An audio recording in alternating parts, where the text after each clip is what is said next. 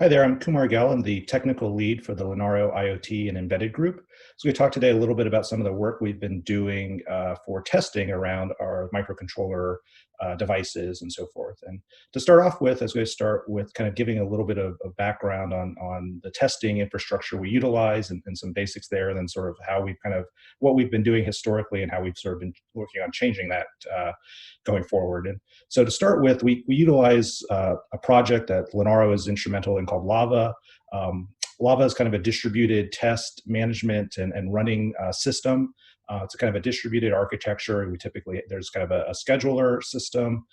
Then you can have a number of Lava workers, and then those workers are connected to actual boards under test. And so this kind of diagram sort of shows kind of an example where we have the schedulers, the workers, and then maybe a couple different, sort of in this example, Freedom boards from NXP connected.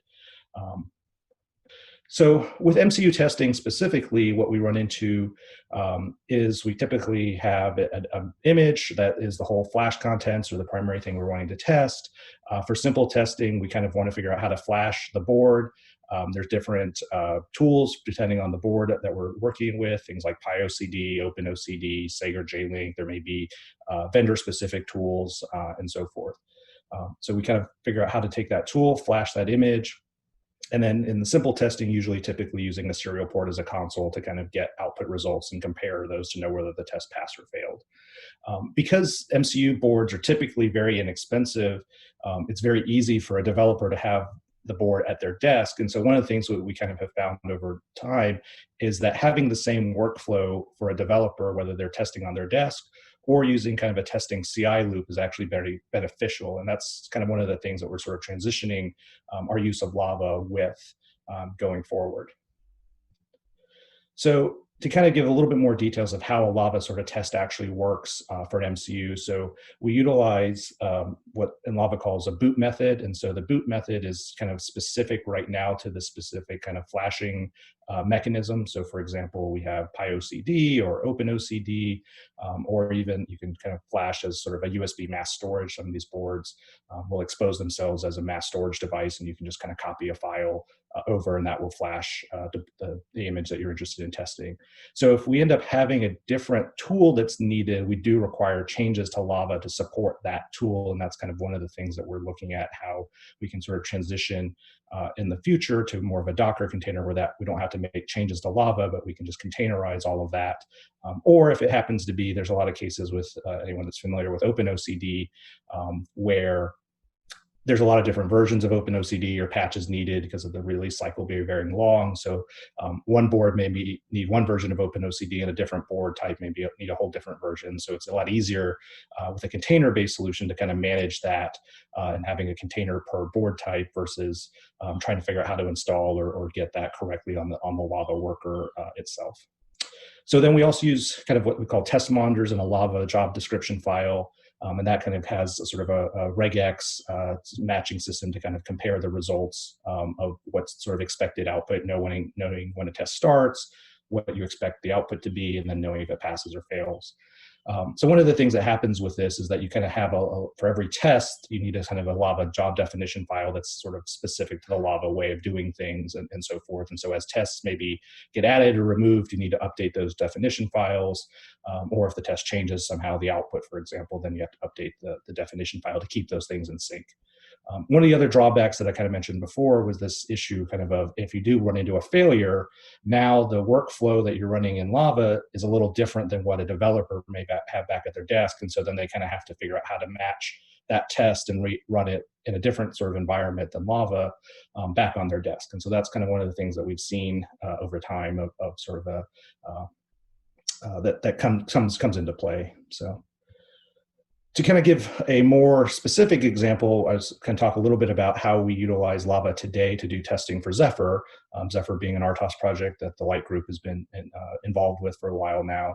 So Zephyr itself provides a tool called Sanity Check. That tool is a Python script, and it's able to both build and do runtime testing of the tests that are being built on a board. So it knows with the Zephyr infrastructure, and there's a tool called West of how to actually flash a board, And then there's some expected results and so forth, and regex associated with that for simple tests that maybe just need a console.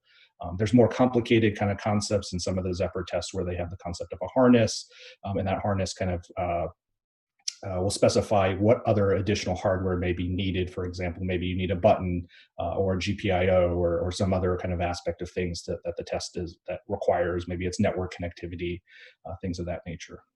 So in this flow with Lava, what happens is we use sanity check in a CI loop system using Jenkins today, and that does the actual builds of the test images that Zephyr has, and then we'd sort of publish those tests and the binaries and artifacts to a storage system, and then that kind of creates. We then sort of create a Lava job definition that matches that test and knows how to go where that test image is, and then that invokes sort of the Lava description I was describing before to actually run the test and get the results and so forth. So that's kind of the system as it is, and sort of that whole aspect of things, where as Zephyr changes, we have to make updates to that script, or vice versa, not vice versa, but more just as Zephyr test changes, maybe there's a metadata update in Zephyr, so forth. We kind of always have to keep in sync. So that kind of creates a burden, or new tests get added and so forth. So one of the things, kind of as we mentioned, and that's kind of the next sort of evolution and where we're moving towards is looking at using a Dockerized container. And one of the benefits that outside of what I've kind of mentioned so far is this idea that whatever software test environment may exist for some other software that's of interest, so that may be MCUboot, that may be trusted firmware.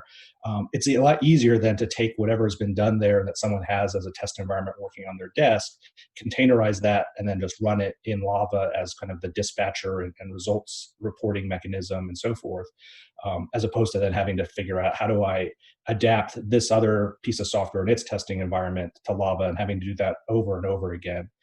So that's one of the nice benefits of going towards a more containerized solution, is the scalability to other software packages over time. So in the container solution, Lava actually supports the ability to run a container as part of one of its kind of test actions. In this environment, we actually are able to kind of, in most of these MCU boards, the debug and flash connection is over USB. So we kind of tunnel that past that USB connections, those devices, the serial port, the mass storage device, into the container. So the container has access to those things. And then we're able to run the exact same testing environment that you would if a developer was running on their desk.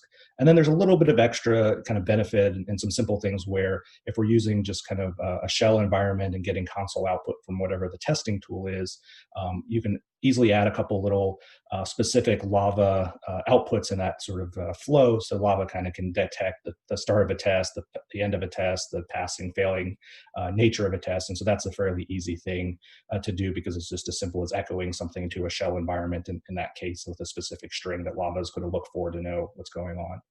And so one of the really nice things that kind of this now happen, the benefit of this is that when we do have a failure, you can pretty much take the same command line that we have in Lava and run that on your desk. You don't have to do a lot to replicate the failure. At that point, it becomes very easy and simple and the workflow is the same that a developer who's doing development on Zephyr is very familiar with.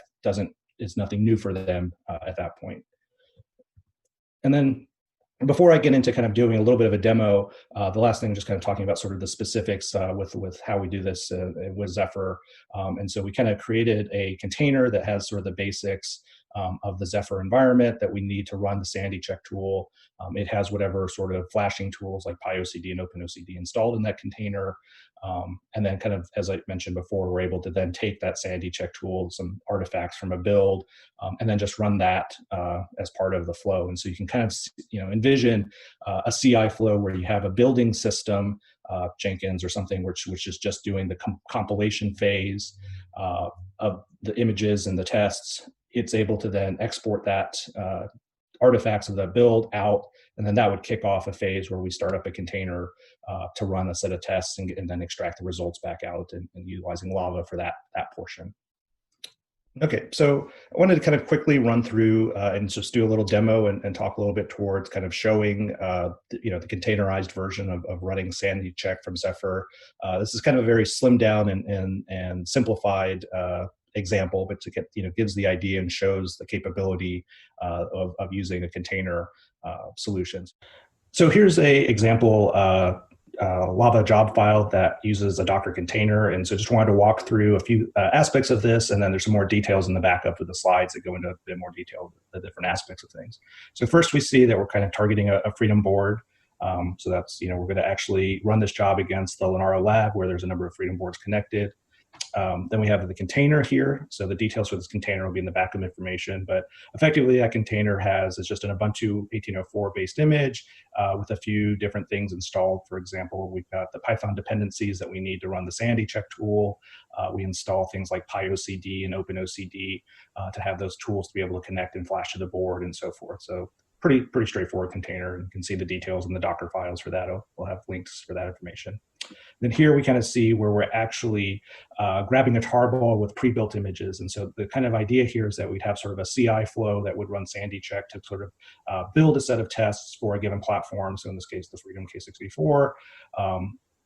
And then we would take those, sort of package them up in some way, and then download those so that way the environment and test script here kind of stays the same, and then we're just able to report the results back out. So effectively, what's in that tarball is, and for this demo, it's kind of just a few of the samples, and then just the basic artifacts that are necessary, the scripts for sanity check itself, and whatever dependencies we need for that are part of that package, sort of out of the Zephyr code base, and then the binary images. So we're going to grab the image, unpack it, do a little bit of Zephyr initialization just to configure the environment. And then here we kind of see the actual invocation of the sanity check tool. And so we sort of see that we have it pointing to a Freedom board, we're doing device testing, the serial port that we expect this to be on, that we're only running tests. So in this case, because we've already pre-built the images, we only just want to run them now. So that's the test only flag. Sanity check's capable of both in a single pass doing the builds and testing, or just doing the builds. So we could have obviously done the builds beforehand. And then we're utilizing the West tool to flash the board. And so this kind of helps sort of abstract knowing the specifics of how to flash a specific type of board as to whether you need OpenOCD or PyOCD and what particular flags and so forth. And then here, I've got the command line for actually just submitting this job file. So and I'm going to go ahead and do that, and we'll take a look at the results. So here we see we're connected to a Lenaro instance. We've got a Freedom board of the device type. So now this is looking and trying to find a free board to run the test on and get things going. So give it a second here.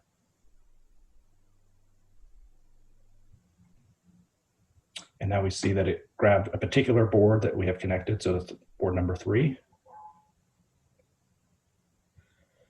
And here we start seeing some output. So we can kind of see here where we're going to start doing a little bit of Docker work, where these are all the device that are being passed from the host system into the container for that particular board. So things like the serial port TTY, the USB mass storage, and other USB devices. And now we start seeing some output from actually running the commands from our job. So we can kind of see that wget, the tar, and so forth. And now we sort of see the sanity check tool kind of giving its output as it starts to run certain tests. And there it's completed. So now I'll kind of scroll back and kind of look at what we got. So here we can kind of see that we had 2 tests pass. So what happens is in this particular tarball that I had, there were 9 tests built. So that's where we get this number 9 and the fact that it says 9 tests pass. What happens, though, is of those 9 tests, not all of those tests are necessarily able to be run because of various dependencies on hardware. So that may be because a given test needs GPIO pins, or it may need a human to push a button or so forth. And so the Zephyr kind of has this concept of harnesses. And in the default sort of setup we have here, we just are sort of saying we need a board with a console, and that's the sort of basic harness. And so if you need any other requirements, then that would have to be specified. We'd have to know that in a particular board or the lab had that capability. So what effectively happens is only 2 of the tests sort of meet the criteria, and we see that both of them passed here. So that kind of gives a basic idea of how sort of the containerization sort of piece and being able to run that in the lab and sort of the steps that we're going through. So there's a few things that this kind of, that are next steps as we evolve the support. So one of the things I kind of mentioned earlier is there's the ability as part of the output here to kind of convey some particular strings that Lava will then pick up and be able to sort of parse the fact that there was multiple tests, that things started and ended, whether things passed or failed. And so being able to kind of make sanity check the Zephyr tool have a little bit of Lava awareness to output those particular strings. So in the future, when we run this, Lava is able to pull that information out. Another thing that we're kind of needing to kind of work on to improve a little bit is kind of the serial device here. So I kind of knew in our setup that what the serial device of the board we were going to kind of get was. But if we have multiple boards and so forth, you may not know which one you're going to get scheduled on. And so being able to kind of map the board that we have, picked by that Lava picked to the particular device and making that a little bit more robust is some improvements. So there's some backup information in the slides, and I will hand this off over now to my colleague, Paul, to talk a little bit more about network testing. Thanks. Okay, my name is Paul Sokolovsky, and I would like to talk another aspect of Lava testing. It's networking testing. Taking Zephyr networking testing as an example. So unlike testing scenarios discussed previously, networking testing is interesting because it requires at least two devices to perform a test. Like to test connectivity, we definitely need to go from one device to another. And Lava does support it with so-called multi-node testing. In this case, one node, per Lava terminology, would be a Zephyr device running a native networking application. And for another, we would use just a normal Linux system, and to not take a real hardware, we would run a Docker container running, for example, a Debian or Ubuntu OS with arbitrary networking software we could use to test connectivity to Zephyr. And unlike previously discussed test methods, which mentioned test monitors to parse and record like uniform testing output from multitude of tests, or Docker shell, which allows like to perform arbitrary actions.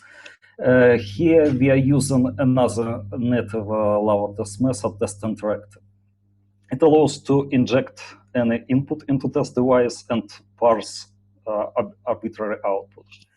Yeah, so one issue on this road to this network testing was that Lava did not support multi-node in combination with test interactive. And it's so far a common situation that Lava is intended mostly for Linux testing, and not all features like blend together. So as part of this work on setting up Zephyr networking testing, we implemented this feature in Lava and like collaborated, and August release of Lava has also needed features. Next slide, please.